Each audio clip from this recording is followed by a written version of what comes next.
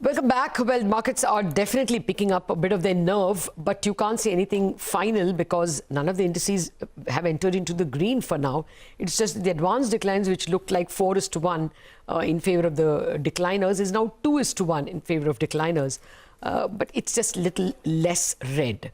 Well, there was one set of results which kind of rattled a whole lot of the financial companies, and that was the SBI Cards results. And that was because of an unexpected, much higher than expected increase in gross NPAs. So to give us more color about how things are panning out over there, we are being joined by Ashwini Kumar Tewari, the Managing Director and CEO of SBI Cards. Mr. Tewari, good morning. Thank you very much for joining us. You know, nobody in the street was prepared that last quarter you report 1.35% GNPAs, and second quarter it goes up to 4.2%. And without Supreme Court dispensation, it would have been 7.5%. How have things panned out in October? Any improvement in collections? Yeah, good morning, Lata. Thank you for having me here. Actually, to give you a little bit of a perspective, our historical GNPA numbers have been in the range of 2.5 to 2.7% over the last 3.5 years. So therefore, 1.35% in June was definitely an understatement, or rather it was a colored result because of the standstill. So there was a bit of a catching up to do to reach to the normal pre-COVID levels. So that was one. The second is that for us, the first moratorium was everybody was opted in, like all in. And once the first moratorium ended, then we made it opt-in, which means the customers had to log into our website and register themselves for a second moratorium. And many of the customers actually did not do so. So therefore, for us, many of the customers came out of moratorium earlier than the rest of the industry, which till 31st of August, the moratorium 2, many customers were still there. And as the moratorium ended, the standstill came in. So the Q2 results also may or may not show a full picture of how things stand. But for us, because for us, customers had already come out in June, many of them paid up, but some could not pay. And therefore, we have been working with these customers to enroll them into the various payment plans, the RBI schemes, etc. And we have taken that recognition earlier. And we have also shown that had it not been for the standstill order, where the situation would have been. So the numbers look very, very large compared to what the June numbers were. But the June numbers were colored, lower than what it would normally have been.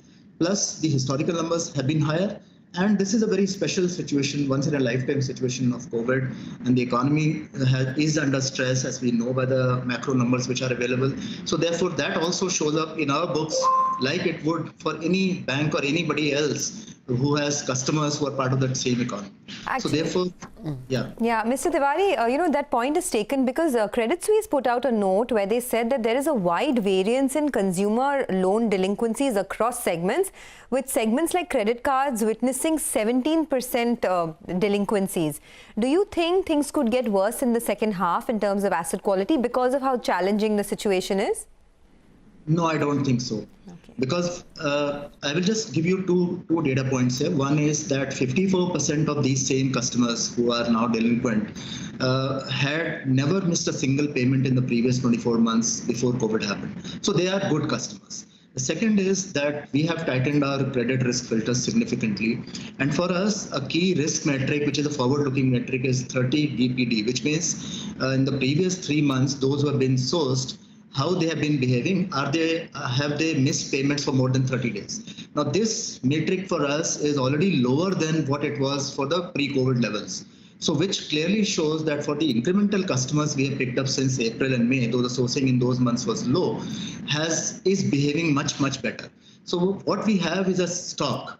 And this stock is gradually being adjusted. People are paying up. They are enrolled into the various repayment plans. And within the next couple of quarters, for us, at least, this problem is going to go away. And we'll be back to normal. In terms of spends, in terms of sourcing, in terms of all our partnerships, we're already back to normal. The spends are already 92% of the pre-COVID levels. So therefore, we are doing pretty fine. The underlying business model remains very, very strong, as is borne out by the 37% pre-provision operating profit. So therefore, we are doing fine. It is just this stock which we have to deal with. Okay, if this of this stock, part of it is the moratorium-related stress, right?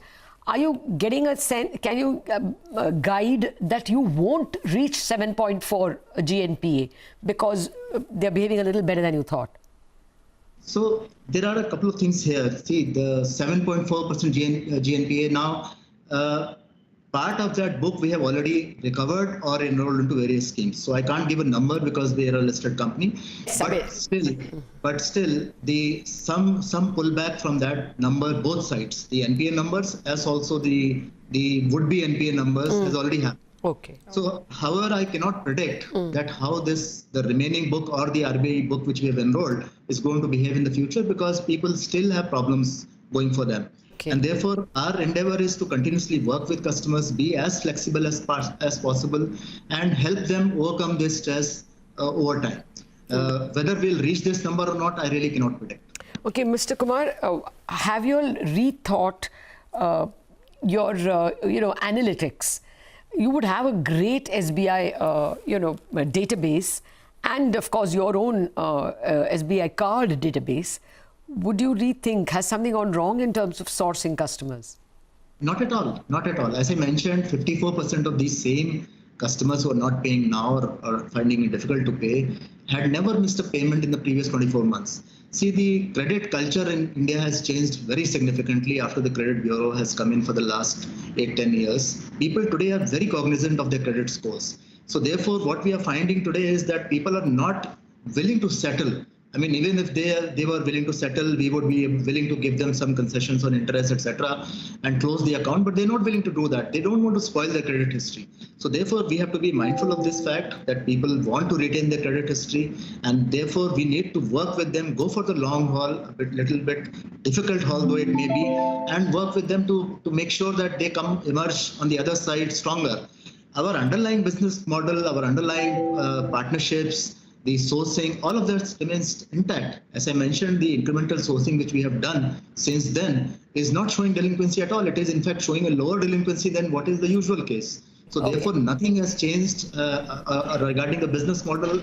It is just this initial stock which is showing. We got that. So, that point is established that delinquencies have not gone up. Let's talk about growth now, because this is a really interesting phase for the economy where everything is moving digital. More cards are being used. I was looking at the total cards for SBI cards this time around at 1.1 crores, which is a 15% growth. And new accounts have gone up 138% quarter on quarter at 6.88 lakhs. What kind of growth do you think you can do in the second half of the year? So our growth actually is picking up very, very strongly. Pre-COVID, which we define the moment by December to February, because that is a true representation, we used to issue some 10,500 cards per day. Now our number has already reached 10,300 cards in the month of September. And therefore, as we go along, we are pretty much back to where we were pre-COVID. Now this is driven by a host of factors. The biggest factor is, of course, SBI itself, because we are sourcing quite a lot of data from SBI and issuing cards to those customers. The nuance there is that SBI being present all over India, a lot of our sourcing is now happening from... Yes? Go ahead. Okay, so a lot of our sourcing is happening from tier 3 and beyond towns, and also to new to credit card and new to credit customers. And therefore, in that sense, we are also expanding the market in a big way. As you are aware that the credit card industry itself in India is very, very under-penetrated, just 57 million cards and only 35 million and thereabouts unique card holders. This is against the bureau data of 375 million records and a 250 million unique card base, unique customers. So therefore, there's a long, long way to go before we reach anywhere close to what the bureau holds, much less beyond those who are not in the bureau. So I think that there's a huge potential for us to expand the market, and we are doing that. We will continue to work with a lot of our partners. For example, we launched the IRCTC RuPay card, and IRCTC has been our one of the earlier partners, and we are seeing huge traction from the database, the registered user base of IRCTC itself. We also tied up with DMRC, and we are starting to issue those cards. And therefore, all of these partnerships and co-brands, and we are the largest co-brand partner player in India, I think they're going to help us in expanding the market and getting customers as we go forward. The future looks very, very good. Okay, sir. Good to hear that. Thank you very much and all the very best for the festival season and the years ahead. Thank you, Lata. So SBI Card explaining why there was an unusual bump in the GNPA for second quarter, because Q1 was understated a bit going by their usual averages, and collections have improved since. Take a break on that note, and thereafter we have a very interesting discussion lined up actually. A lot of people, because of work from home, are improving their homes. So home improvement is the theme in our overall Restart India episodes. We have Keshav Bhajanka, the head of Century Plus.